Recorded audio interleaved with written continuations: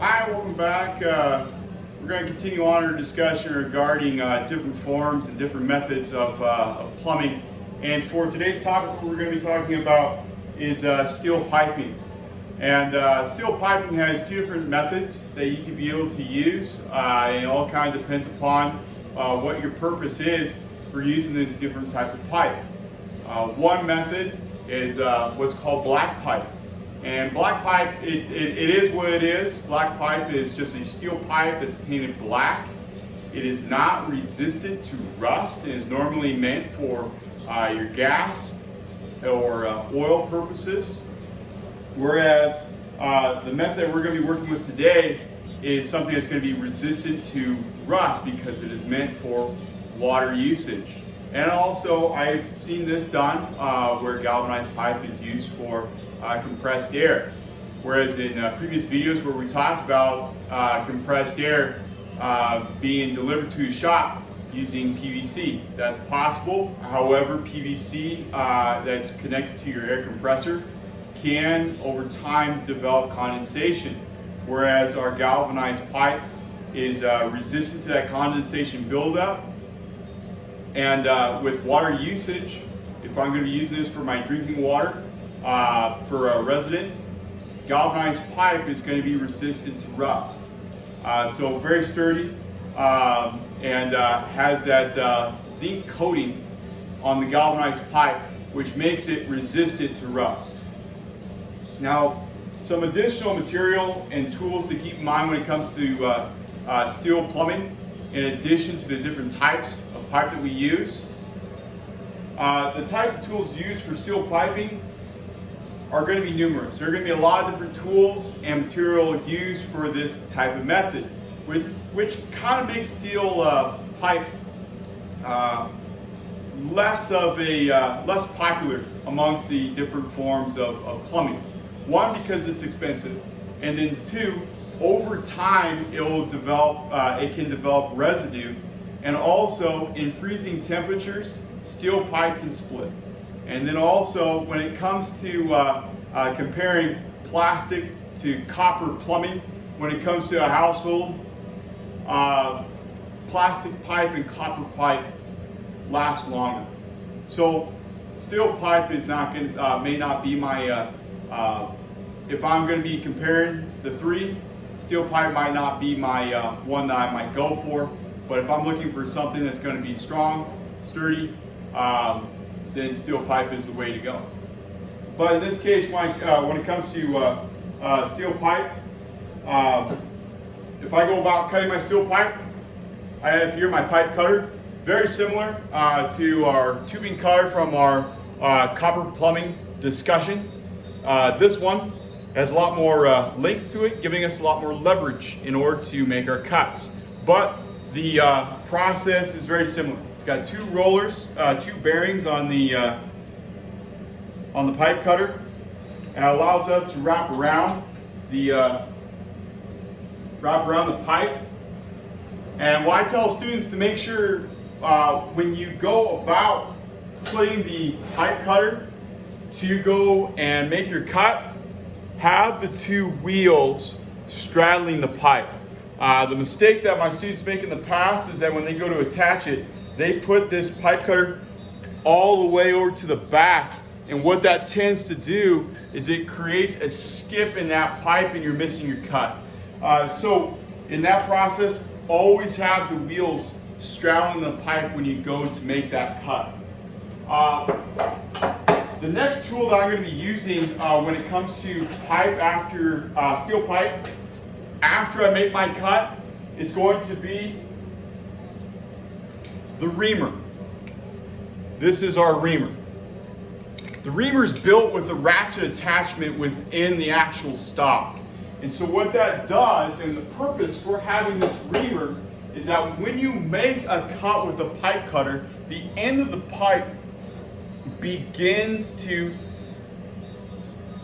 close in, creating a very sharp barrier on the very edge of that pipe. And what that'll do, as well as making it a risk of getting a cut, what that burr does is it creates a blockage. So if you're using this galvanized pipe for plumbing for, say, a shower drain, you may get hairs that are going to go down that drain, and where that hair is going to get caught is right on that burr on the end of that pipe. That is, if you do not ream it or you do not ream it properly.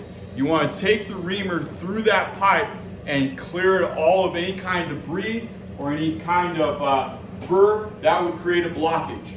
How that reamer works is you're just putting the blade on the end of the pipe and you are just turning repeatedly on the reamer to the burr, and it's just wearing down that burr till it's nice and smooth, completely flat, and you're removing any kind of risk for blockage. After the reamer, the next portion, the next tool that we get to see is going to be our die and die stock. These two work together. How they're separate is because you have a different die for each diameter of pipe. So this diameter pipe is a 1/2 inch, so I have a 1/2 inch die. Now this die is equipped with teeth on the inside, and that allows the threads to be able to cut. And how we go about attaching it is that this thick end here of our die is going to be towards the outside. And all the business end here, this is how we're going to be inserting the pipe along with our die and die stock. Okay? And the key thing is when it comes to steel pipe is that you have to use leverage. So we're going to be just pushing on the end of this die and die stock. I just can't turn this. I just can't simply just turn it and expect it just to grab on and start creating those threads. It tends to be the common mistake for students, and they just kind of sit there and they just keep cranking. Like, it's not doing anything, it's not cutting. And what winds up doing is it winds up tapering the end of that pipe, and suddenly you've made your job a whole lot more difficult in order for you to cut threads. So the big deal is, the big important thing is leverage. And you notice that if you were to look at this die, if you were to look at the die, you can see the teeth wide at the front, and it tapers, it gets narrower as you go down that die. And I'll get to that point in just a moment. But that allows you to be able to fit that die on the end of that pipe in order for it to begin cutting its threads and allow those teeth to really dig into that steel. So, give yourself some leverage. Push on the end of it. Once you start feeling the teeth lock in, at that point, you just let the die do its job and you just start cranking. I like to work my way at the halfway point and work my way down. A little less energy and a lot less stress on the die itself. I'm not having to pull or jerk it, and I'm not swiveling this workstation around. I like working my way down and using that whole body, that whole weight in order for myself to be able to cut and dig in and cut those threads. Now, the important thing is to maintain the lifespan of the die. You don't want to continually just crank until you reach the very end. What that does is you're building up, you're getting rid of material. That material's got to go somewhere. And what it does is it builds up on the teeth of that die. What you could do is you can create blockage in the die, and you can break teeth on your die. Essentially, you're damaging, destroying your die to that die stock. To avoid that, you go 1, 2, 3, 4, 5, 6 times on this die. There's a little button here. You pull up, you rotate, and that changes the direction on your ratchet attachment. Just like as if it were to be a ratchet and socket that you use for driving bolts. and you turn the die the other direction, breaking loose chunks of that debris that you're eliminating. Another important thing to maintain the lifespan of the die and the teeth on your die, along with clearing out the debris, oil. Cutting oil can maintain the lifespan on your die. So keeping this well lubricated while you are cutting threads is extremely important in keeping those teeth sharp and properly cutting your threads. Is this something that you do from the beginning to the end? Yes, it's very important. With every single time that you are getting rid of debris, clearing out that die, and before every single time that you go about starting, make it a part of make it a step each and every time that you go and you're cutting threads. Okay, so you've applied the oil. Go 6 more times. 1, 2, 3, 4, 5, 6. Once you get 6 times, flip it around.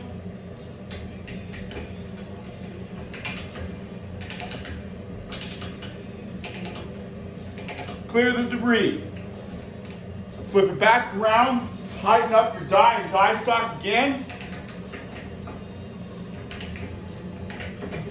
Once you reach that point where it's nice and snug, where you left off, go ahead, take your cutting oil.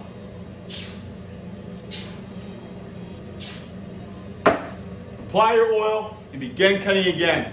It's the same process, same routine each and every time. And how far do you go? You are going until that pipe is flush with the end of this die. You continually go until you reach the very end of that die, and at that point you go ahead and loosen up your die and die stock. And to kind of speed up this process here, because this is a rather long job, to show you what the finished product looks like here.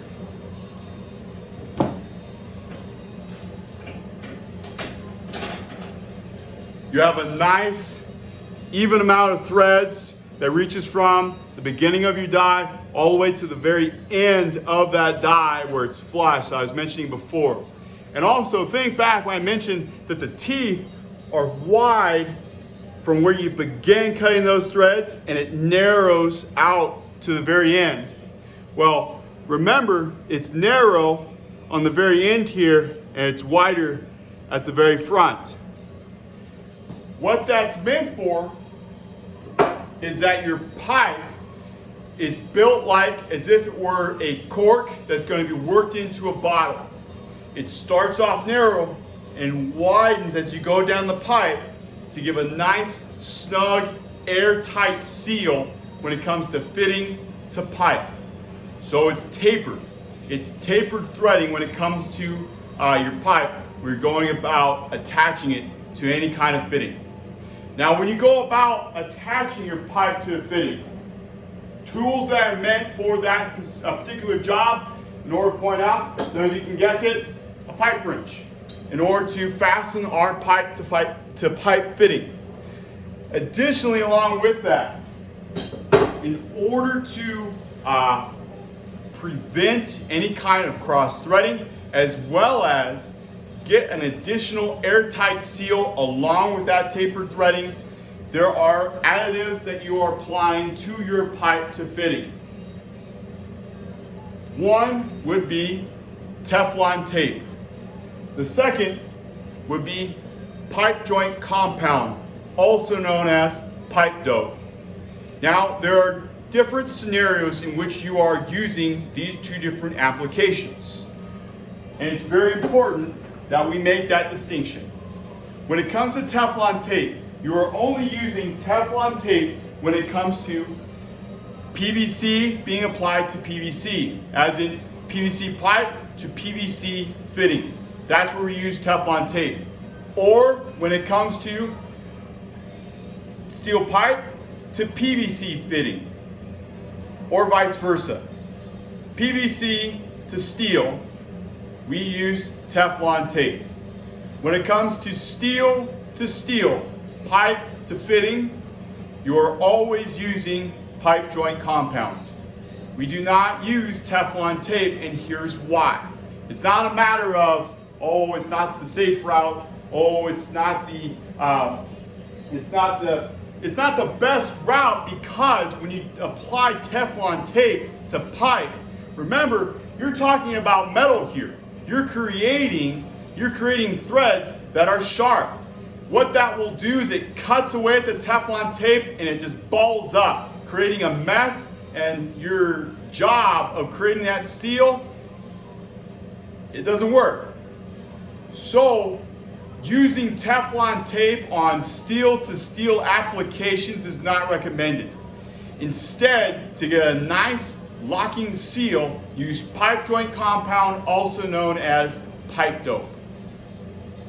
But when it comes to steel pipe, especially when it comes to this exercise, to me, cutting threads and applying it to a small project, a lot of fun to get to cut threads, and because you're really molding your own type of metal. Additionally, a second thing that I want to point out is that if ever you're dealing with threads that are being cut on your steel pipe and you begin seeing chips or broken threads on your steel pipe, couple things to look out for.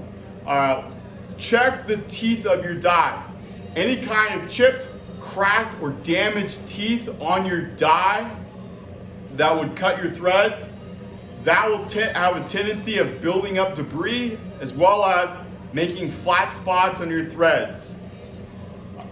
We want to look for as clean threads and sharp threads in order for us to get a nice locking seal when it comes to steel pipe fitting to steel pipe. Well, all in all, that concludes my discussion on steel pipe.